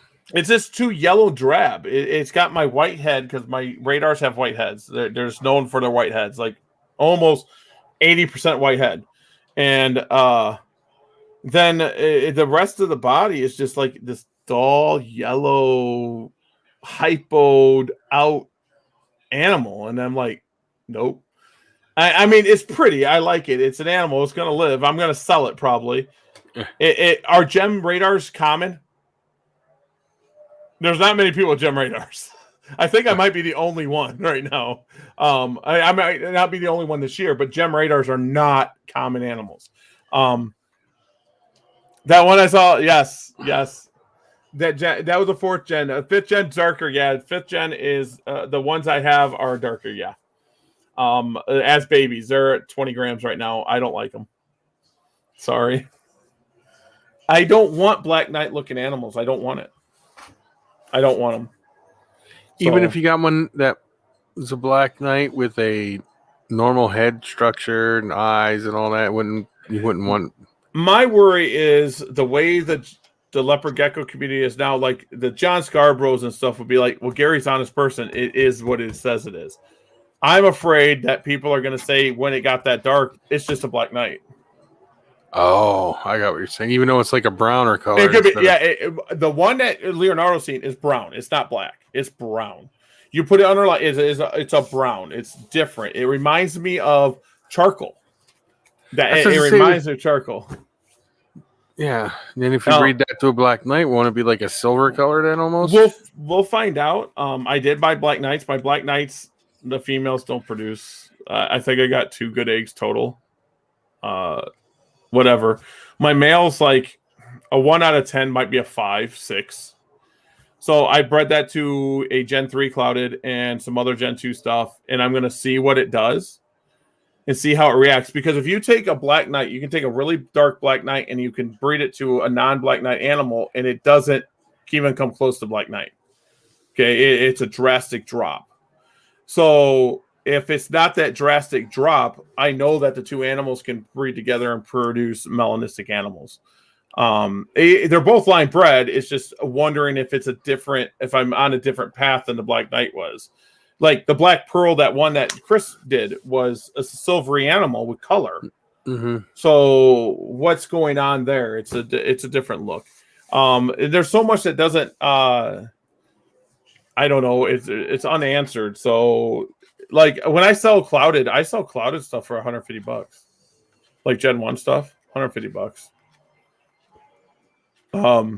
This is the way I do it. People are like, what's clouded? I should put out the damn video. Yes, you should.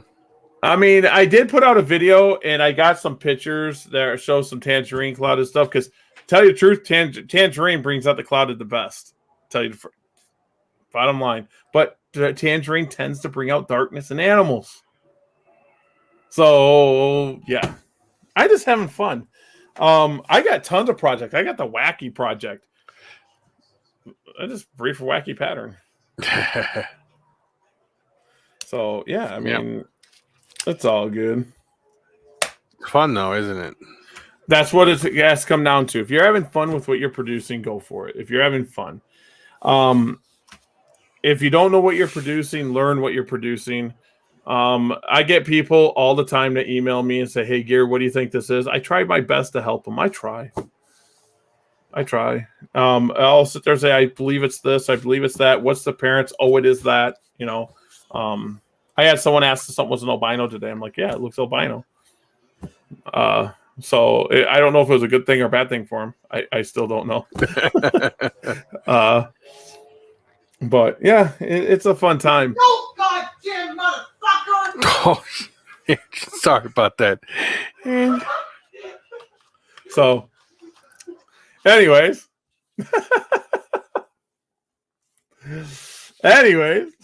My son just scared the heck out of his mom. Is what she come around the corner and he was hiding. He jumped out at her. No, he was not hiding behind the corner. I came out of the bathroom and he came up from the living room. Oh, that's what it was.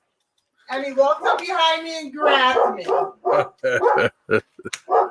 That's awesome. But yeah, I can. Before we close down today, we'll talk about the contest. Make sure you guys get over to Fauna Radio's YouTube and subscribe. Hold on 1 second. Yep. Yeah, get over to Fauna Radio's YouTube and subscribe because I'm giving away a pair of bloods. You guys seen the bloods on my YouTube channel, Warner Exotics. You've seen what a blood tangerine is and a blood is. They kind of give a little insight. A number of animals are 15, 18 grams. I'll be giving away a pair of those on me. I'll ship them too. So get over there, get to 1,000 likes, and we're going to give them away. I am working on merch right now. I'm working on a logo. I want something that you see that says Fauna Radio. I do have the one that you see up in the corner of our stream, but I don't know if we're going to use that. I don't know what we're going to do. but I'm going to get merch, hats, shirts, stuff like that. Maybe I'll even do that thing that Leonardo put up and said, hey, we put animals in boxes for our own enjoyment. You were right about it not ending at 1. Consider me entered. There you go. Yeah, that's what I'm saying. When I'll be giving a good show. Thank you. You too, Luna. Thank you, Luna. Big G is awesome. We're gonna be talking to him. That's something else after the contest. We'll talk about that. So I'm gonna be doing some merch and stuff like that. We'll be giving away the stuff. So share Fauna Radio's YouTube channel. Get that out there, guys. Absolutely, guys. Once I get to 1,000, we do this live. I'll do a spinner. We'll do something. We'll figure it out, and we'll give away a blood pair of bloods. Okay. And then merch. Once we get the merch going and stuff like that, we might start giving away like a shirt here, this and that. We'll give away that. Someone brought up stickers. We got to talk to Ed about that. I'm going to talk to Ed. Yep. We're going to get some stickers made up once we get the logo done. And on the 2nd, I gave you guys a teaser. It's going to be done. We're going to have Big G Luna on. Yes. And it's going to be awesome. I got questions for him about his video production. I got questions on how he's doing with some projects, because I do know he's got some really cool projects sitting there. Yeah. I'm just excited about getting him on, because he's a genuine soul. Is that a word I could use? Soul. Yes, it is. He's just that guy that what really took me in is what he put on a video and said, my daughter was into it and I seen these geckos and I was like, oh, I have to do this. So he didn't get in it for money. He didn't get in it for anything other than taking him back, being a kid, saying, I got to do this. It just won me over. His video production, his puppy.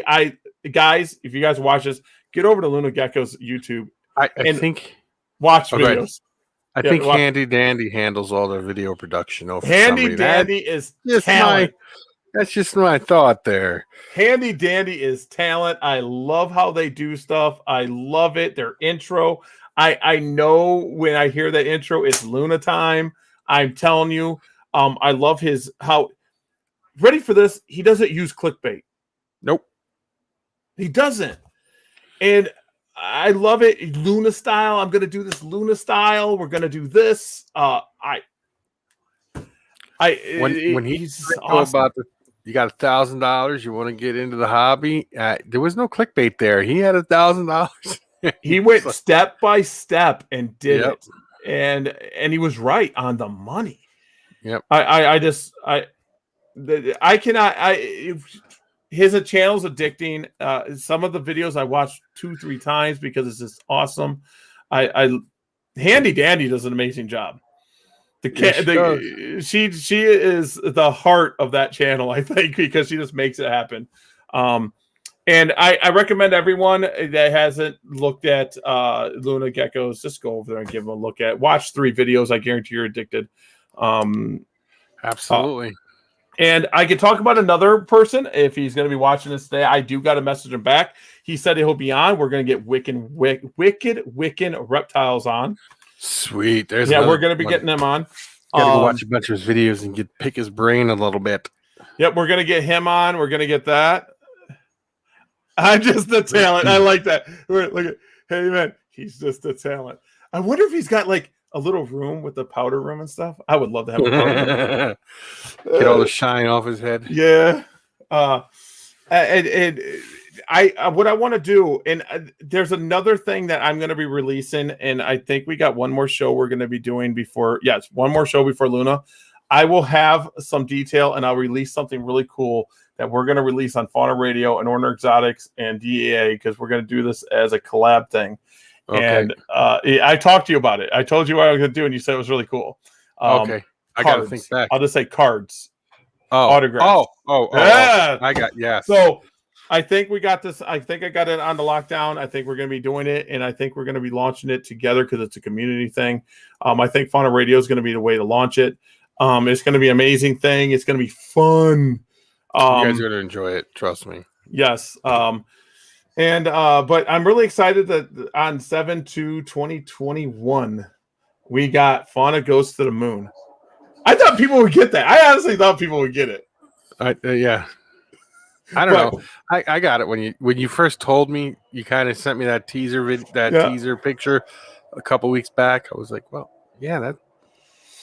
Yeah, we got to get them on, and we're gonna do that. And I got some other people we're gonna get on, and we're gonna get down to the nitty gritty. Our number one watch show is still Nico.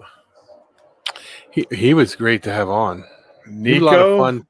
He was a lot of fun to interview. I like his little cages he did. He's got, and he sells that stuff, so you can do that yourself. It's pretty good. Yeah, Nico wants to do them on again. I think we're gonna set it up, and he's gonna test out with me like his camera and stuff, so he can actually go into cages more. We're gonna get that fixed. That'll be cool. We're gonna get that. Yeah, I'm gonna try to do it here too. I'm gonna set it up. Maybe I'm gonna set up the GoPro in the alligator cage. And or you might be able to link something up where we can, even if it's just a video, and we can watch your video live here. Yeah. We can just turn it on live. I could do a video and send it to you. Oh, we just put it up on the screen share. Yeah, we could just screen share it. Yeah. And then tell people to go there, do like a video clip to send people to DEA. And that's what I want to do. If the other thing I want to talk to people about, if you're watching this now or watching it afterwards live, we are looking for sponsors. We do not just stream on YouTube. We stream on, I can stream up to 8 different places, and StreamYard's going to try to get bigger where I can stream up to 20. And I will be on all 20 platforms, and it will stay on most of the platforms. We stay on Twitch right now, and YouTube and Facebook. All these stay there. So the links stay there. They go live. Your advertisement would be put out there. Whatever you want us to put out there, we can cut it in the middle of the show if you want. Like we can say, oh, we got to pay the bills. Click the button. And stuff like that. We can go at the end of the trailer, at the beginning of the trailer, whatever we need to do. Sponsors are cool. We can even make commercials. Yeah, commercials. If you want us to do a contest and you want to donate something, let's do it. And it will say you sponsored the whole show. Right up here where it says lines in the sand, we'll put your logo or something and put you down. Yeah. So we can do something. You're sponsoring the show and giving it away, something, whatever you want to do. Just get in touch with me. So, all right. I am beat. How about you? Yep. This was a good show though. I'm excited. I'm excited about the second though. So am I. I'm just excited about it. I can't wait. It'll be fun to have him on. I mean, be a lot of fun. I think he's just going to add a spunk that we don't have. Yeah. Yep. And I want to know if he plays cards. I like playing poker because he was a Vegas man. Oh yeah, there you go. Poker's fun. But I think he ran. If he's still on, he ran casinos. He was the big dog. Oh, was he? I think he was like the big dog. He was like someone, the bigger ups, not just like, I mean, he did something because the marketing, Luna knows marketing inside and out. So 20 plus years in casino biz. See, there it is. Wow. See, there it is. That's awesome. That just makes you happy. I was in Las Vegas in November and I stayed at Circus. And they said that's the oldest casino there. They go, you should have went somewhere else. Yeah. But it had that old feel. But the reason we stayed there, we had our kids and they had that big arcade inside. So that's why we stayed there. They have a really big arcade inside that you just put money on a card for the kids and they just run around. They got security and everything and they have fun. And then they have these every half hour or an hour, they have these shows that you can just go sit there and watch. They have circus shows and comedians and yeah. So this was awesome. I'm excited about the second. This was a good one. How you like my past and future? That's a pretty good sign, dude. I mess with it all the time. And people haven't figured it out yet. Back here, maybe, dude. I wonder if you could do Adobe. Adobe's fine. Nope. Flamingo opened in 1946. Wow, I didn't know. Wow, 1946. Bugsby Siegel. Wow. See, the Flamingo's older. Wow, that's awesome. I didn't know that. Is it still there? I thought they burned. Flamingos? I thought they tore it. I thought they tore it down last year, the year before. I thought they imploded it. I could be wrong though. He used to run the Flamingo. There you go. That is so cool. I know someone famous now. Yes, we do. Because I think I see it's still there. I think he was in 21. You ever seen that show, The 21? Where the kid learns how to count cards? Uh-huh. I think Big G was behind that show. Could be. Yeah. Handy Dandy and him. Yeah. So, all right, guys. It was an awesome show. I am tired. It was. Is there anything you want to add out there? No. I'm just excited about the upcoming guests that we're going to have on here soon. I am pumped. And make sure you guys I know it's not Luna's show right now. Just go over to Luna. Everyone, just go over to Luna and run it. And Reno wants to. Wow, Reno, Jesus. He's famous, dude. He's famous. He's awesome. All right, guys, we're out. See you guys.